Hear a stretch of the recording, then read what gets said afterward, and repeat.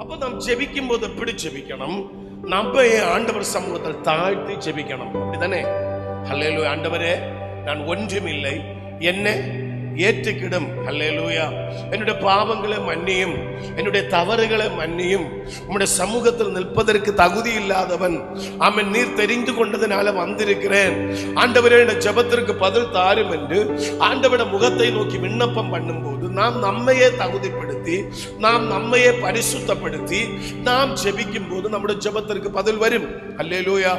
இயேசு தன்னுடைய சீஷர்களுக்கு சொன்ன வார்த்தை, ஒருவன் பலியிடும் போது இனி ஒருவனிடக்கு நம்மகிட்ட வேதனை இருக்கிறது என்று நமக்கு அறிந்தால், அந்த பலியை அந்த இடத்துல வைத்ததற்கு அப்புறம், யாக வஸ்துவை அந்த இடத்துல வைத்ததற்கு அப்புறம், நாம் போய் நிரந்து கொண்டதற்கு அப்புறம் அந்த என்ன செய்ய வேண்டும்? பலியிட வேண்டும். அல்லேலூயா. என்னது?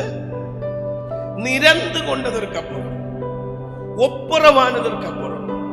அல்லேலூயா. நாம் வந்து ஜெபித்தால் நம்முடைய ஜெபத்திற்கு பதில் வரும் என்று வேதம் நமக்கு சொல்லுகிறது.